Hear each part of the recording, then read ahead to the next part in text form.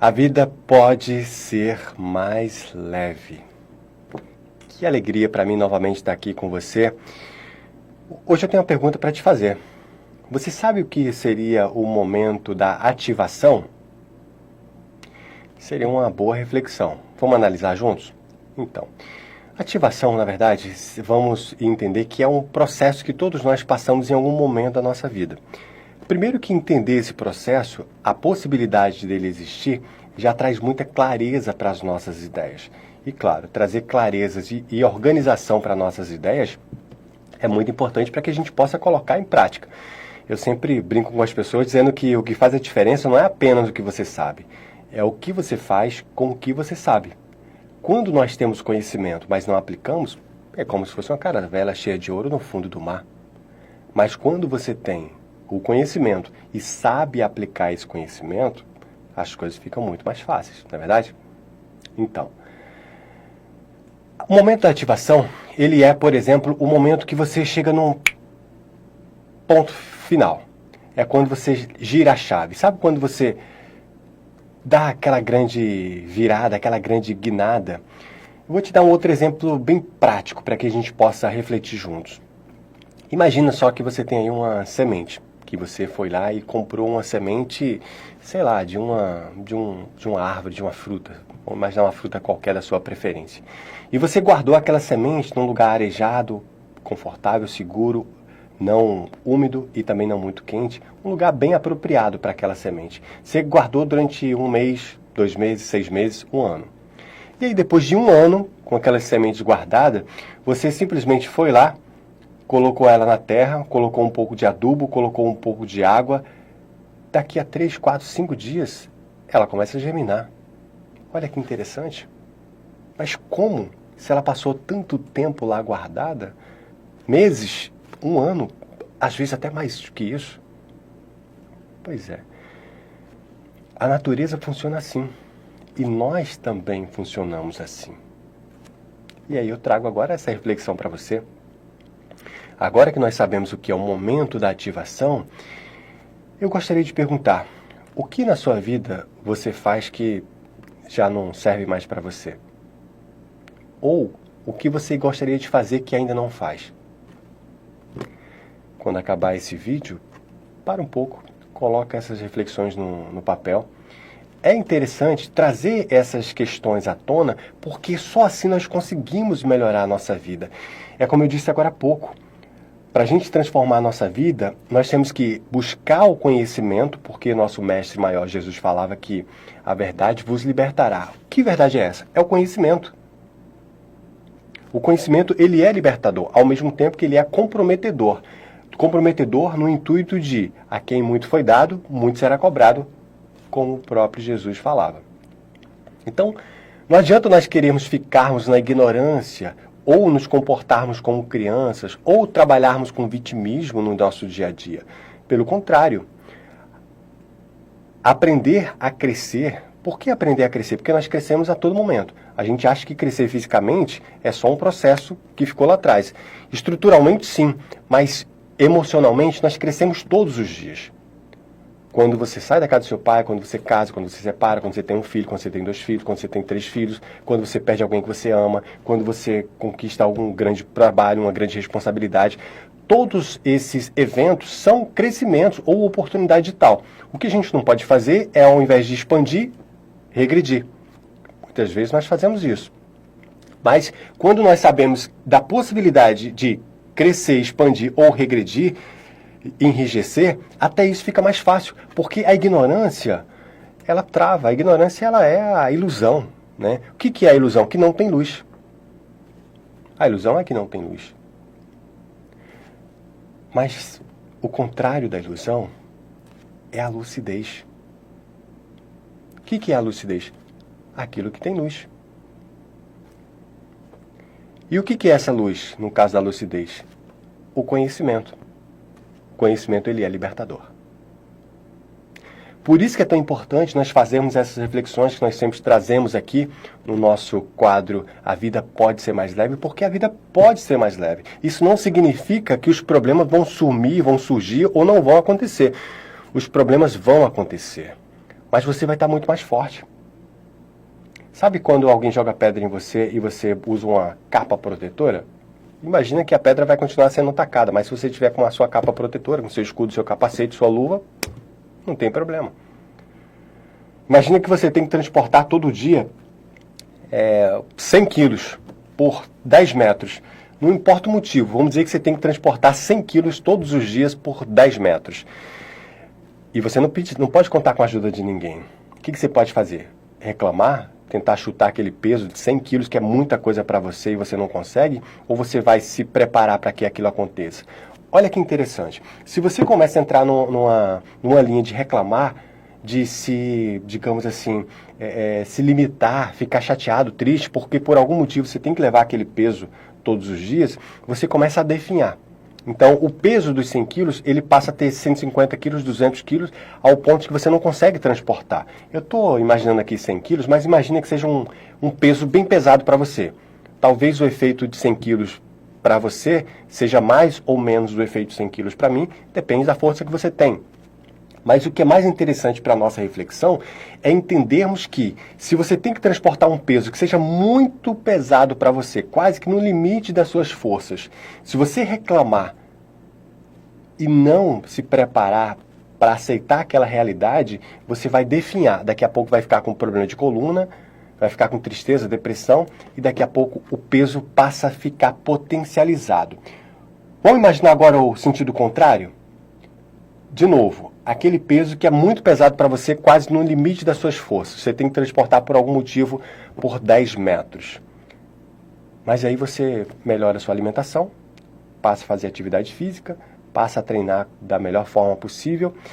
Logo, aquele peso que eu falei no início que teria 100 quilos e você transportava no limite das suas forças, daqui a pouco aquele peso passa a ficar mais leve. Perceba que o peso em si do objeto é o mesmo, mas a sua força aumentou. Com isso, você vai ganhar mais musculatura, você vai ganhar mais compostura, mais firmeza, mais massa muscular. Consequentemente, você vai ter mais qualidade de vida. É uma metáfora que a gente está trazendo aqui, mas serve para a nossa reflexão.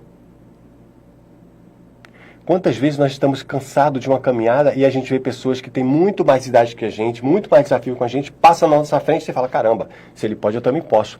Porque tem um ditado que diz que se alguém nunca fez, ou melhor, se alguém já fez, você pode fazer também. Se alguém nunca fez, você pode ser o primeiro. Eu lembro que quando eu era criança, eu vi uma história de um cara chamado João do Pulo. Peço desculpas, talvez eu possa estar, enfim, pulando algum detalhe dessa história, mas é só uma forma simbólica. Depois eu sugiro até que você dê um Google aí para saber melhor essa história que me veio aqui à cabeça. O João do Pulo, ele entrou para a história na época porque ele deu um salto, né, era um esportista, ele deu um salto acima da média da época. E todos ficaram impressionados com aquele recorde. O que aconteceu? Hoje em dia o recorde do João do Pulo ficou muito ultrapassado, porque muitas pessoas, depois que ele conseguiu aquele feito, fez muito mais. Ou seja, é sempre possível ultrapassar. Há 500 anos atrás, era inconcebível imaginarmos alguém voando de avião. Imagina, um troço feito com a rigidez, com material tão rígido quanto as espadas de ferro, de aço, né? E aquele negócio voar com muita gente dentro, com muitas bagagens, muitos, enfim, pertences. E o que é mais interessante, além de voar, pousar. Se alguém falasse isso, enfim, na época do descobrimento do Brasil, acho que seria tido como um maluco, né? Mas é uma realidade. Imagina usar tecnologia, um telefone sem fio.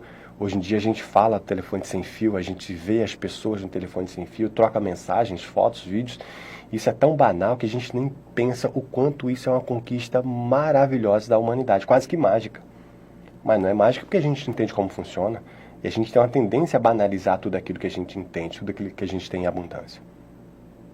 Mas uma certa forma, é uma mágica sim, porque a mágica seria talvez alguma coisa que a gente não sabe explicar como é feito. Mas será que quando a gente entende como é feito, deixa de ser mágica? Eu acho que não. Eu acho que a gente tem que continuar respeitando e valorizando. Mas, claro, querendo aprender e buscar muito mais. Mas e o momento da ativação, hein, Hugo? Pois é. o momento da ativação. Qual o momento da ativação você está vivendo? O que você faz hoje na sua vida que já não cabe mais? Ou o que você deveria fazer que não faz? Será que é começar aquela atividade física? Será que é buscar um emprego realmente que reconheça o seu talento? Será que é mudar essa qualidade do relacionamento que você está vivendo, da relação com a sua esposa, com o seu marido, com o seu namorado? Essa relação que só está te adoecendo e está adoecendo o outro também? A relação com o seu pai, com a sua mãe, as brigas, as confusões, eu acho que pode ser um bom começo. Mas é claro que a gente não pode cobrar do outro, nós temos que mudar a nós mesmos. As grandes mudanças e as verdadeiras mudanças, 2 pontos. Primeiro, elas nascem de dentro para fora. Segundo, elas nascem primeiro na gente. Não necessariamente nessa ordem, claro. Temos que entender que as mudanças que nós queremos ver, nós temos que ser modelos delas. Não adianta ficar cobrando a quem quer que seja, não adianta a gente ficar colocando, digamos assim, a expectativa no outro, porque se nós muitas vezes não conseguimos corresponder às nossas próprias expectativas, por que nós vamos colocar tantas expectativas no outro? No marido, no filho, no irmão, no pai, na filha, enfim, quem quer que seja. O outro é o outro.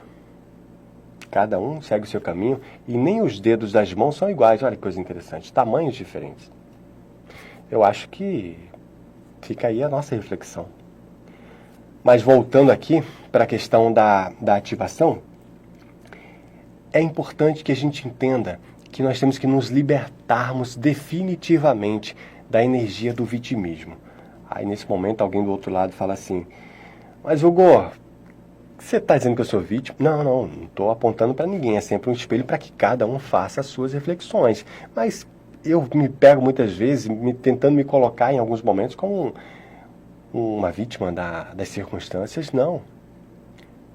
Nós temos que entender que a primeira coisa que nós aprendemos nessa vida foi a respirar. A segunda coisa que nós aprendemos nessa vida foi a chorar. E aí fica difícil, né? Porque a nossa primeira comunicação era através de choro. Quando a gente estava desconfortável, com frio, quando a gente estava sujo, quando a gente, enfim, estava com fome. E aí o choro virou a nossa primeira comunicação. E tudo que a gente queria era através do choro. Alguém tirava o brinquedo, não trazia o brinquedo que a gente queria, choro.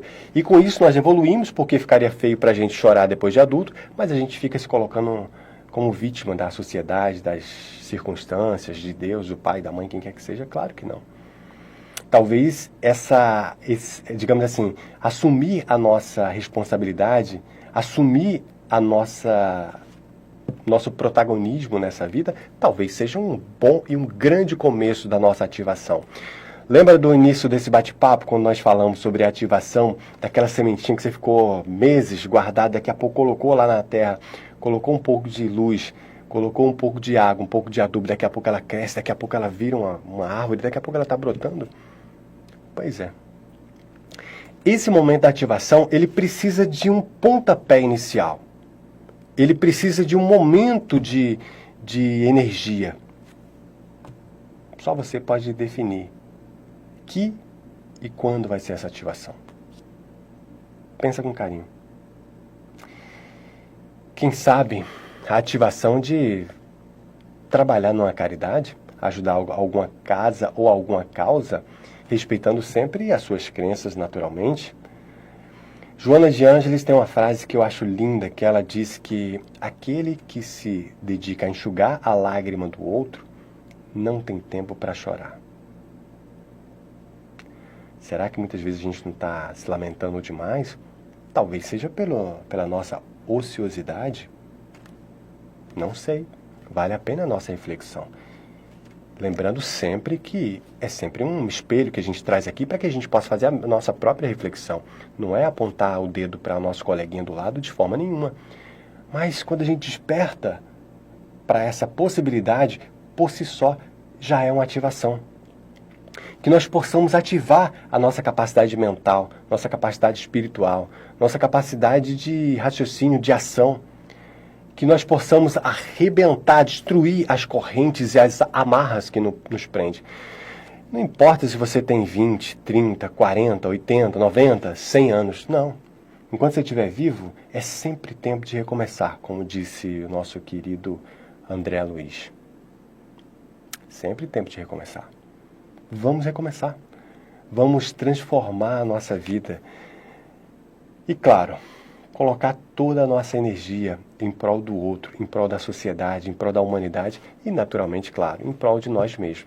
Nós precisamos ter uma vida melhor. Temos que, de um ponto final, verdadeiramente para sempre, entender que nós nascemos para ser felizes.